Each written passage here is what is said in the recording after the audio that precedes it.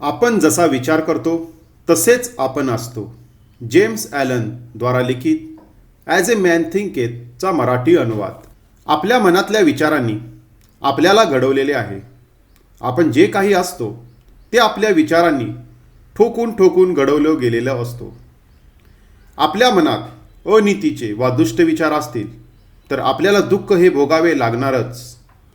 गाडीच्या चाकामागून जसा बैल येतो तसेच हे आहे. जर एखाद्याने विचारात पावित्र्य आणि शुद्धता जोपासली असेल तर पाठोपाठ सुख आणि समाधान हे देहामागून सावली यावी तसे त्याच्यामागून येणार हे निश्चितच. James Allen. विचार आणि व्यक्तित्व. आपण जसा विचार करतो तसेच आपण असतो.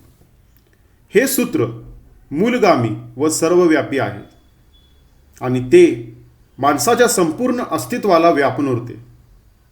यातही हे सर्वसमावेशक सूत्र आपल्या मनावर सतत अधिराज्य गाजवत असते.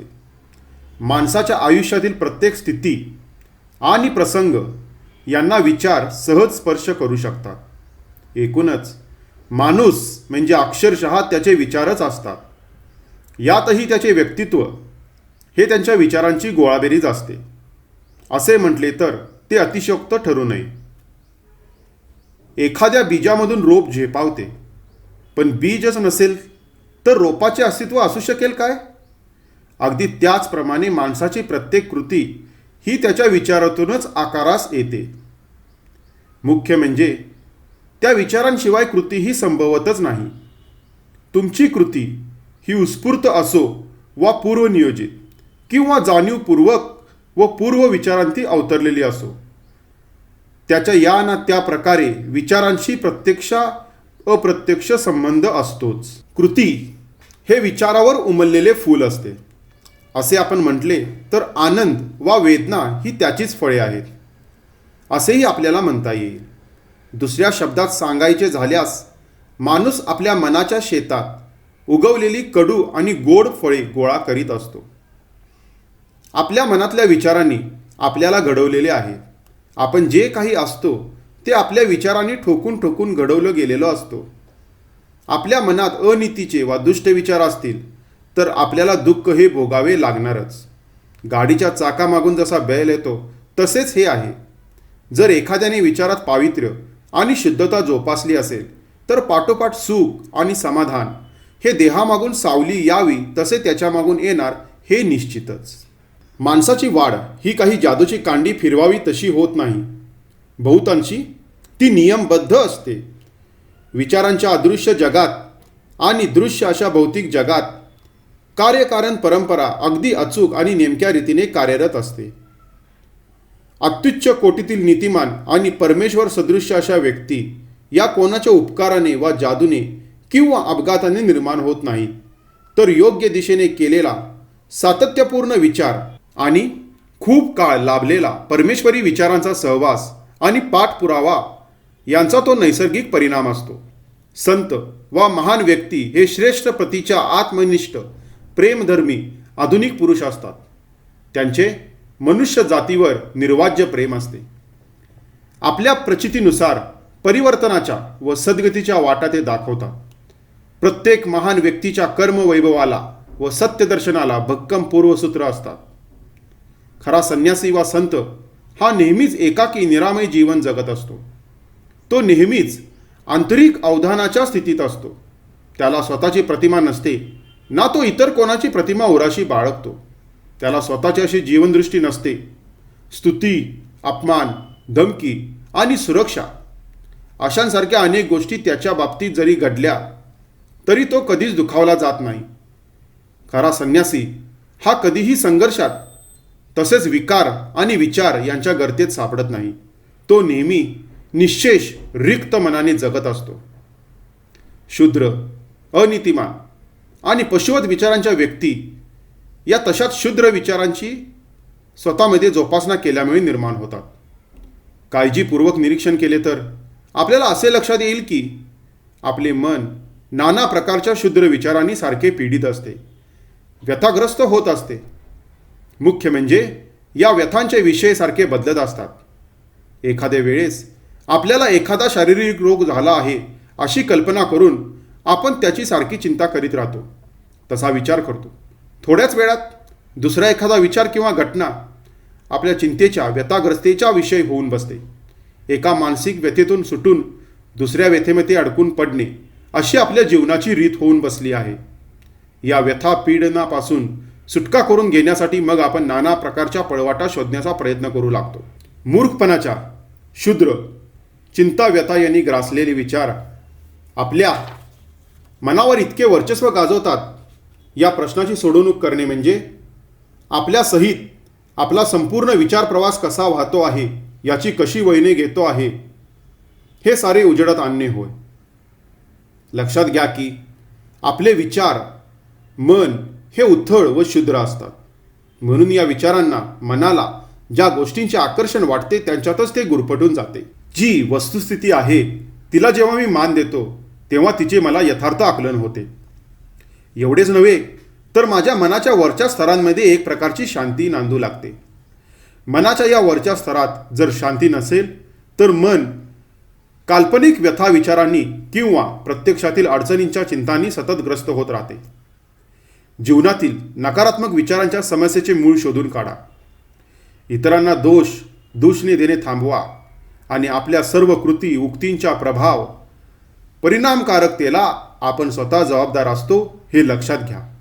मी जबाबदार आहे ही मूलभूत जाणीव आपल्या ठिकाणी असली पाहिजे. कुठल्या प्रकारची समर्थने द्यायचे प्रथम थांबवा आणि आपल्या विकासाकडे लक्ष द्या. तुमच्या कुठल्याही सबबीला वास्तवाचा आधार नाही आहे. तुमचे बाह्य विश्व हे तुमच्या आंतरिक विश्वाला प्रभावित करीत असते.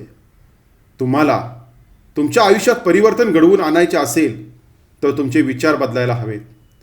स्वतः दुखवले न जाण्यातील सौंदर्य समजून घ्या. आपल्या जखमा बऱ्या करायच्या आणि इतरांना न दुखवण्याची कोमलता अंगी आणण्याचा प्रयत्न करायचा. तुम्ही जर दुखवला गेला नाही तर साहजिकच तुम्ही इतरांना दुखवणार नाही. माणूस स्वतःला घडवतो किंवा स्वतःचा नाश करून घेतो. आपल्या विचारांच्या शस्त्रागारात तो अशी काही शस्त्रे घडवतो आणि बाळगतो की ज्याच्या आधारे तो स्वतःसाठी आनंद, सामर्थ्य आणि शांतीचे महाल उभे करतो किंवा स्वतःचा नाश तरी करून घेतो. सुयोग्य विचारांची निवड आणि योग्य वापर करून माणूस दैवी पातळीला पोचतो. या उलट अयोग्य विचारांची निवड व वापर करून माणूस पशुहूनही नीच पातळीला पोचतो. या दोन टोकांच्या मध्ये मानवी व्यक्तित्वाच्या सर्व छटा असतात आणि माणूसच त्यांचा कर्ता व स्वामी असतो. म्हणूनच आत्मशोध, आत्मज्ञान अपरिहार्य होऊन असते. आपल्या आत व बाहेर काय घडते आहे याचे आकलन करून घेणे फार फार महत्त्वाचे आहे. आत्मशोध घेणाऱ्याला जेव्हा स्वतःचे नेमके आकलन होते तेव्हाच एक प्रगल्भ व परिपक्व प्रवासास प्रारंभ होतो आणि एक प्रकारचे नवे शहाणपण आपल्याला गवसत जाते. एकूणच स्वचे रूप कळले, स्वतःची योग्यता कळली की सारे प्रश्न आपोआप गळून पडतात. कारण ज्ञान हाच अंतर्बोध असतो. तो ग्रंथातून कसा मिळणार? ज्ञानाची तिजोरी अंतर्यामी असते. आत्म्याविषयी जे सुंदर विचार या युगात पुनर्स्थापित केले गेले आणि प्रकाशात आणले गेले त्यापैकी माणूस हाच विचारांचा स्वामी असून आपले व्यक्तित्व घडवणारा आहे आणि तोच सभोवतालची परिस्थिती आणि नियती यांचा कर्ता असून त्यांना आकार देणारा आहे. हा विचार सर्वाधिक आनंददायी असून व्यक्तिमनाला आत्मविश्वास देणारा आहे. माणसात सामर्थ्य, बुद्धिमत्ता व प्रेम असल्यामुळे आणि तो स्वतःच्या विचारांचा स्वामी असल्यामुळे कोणत्याही परिस्थितीला तो तोंड देऊ शकतो.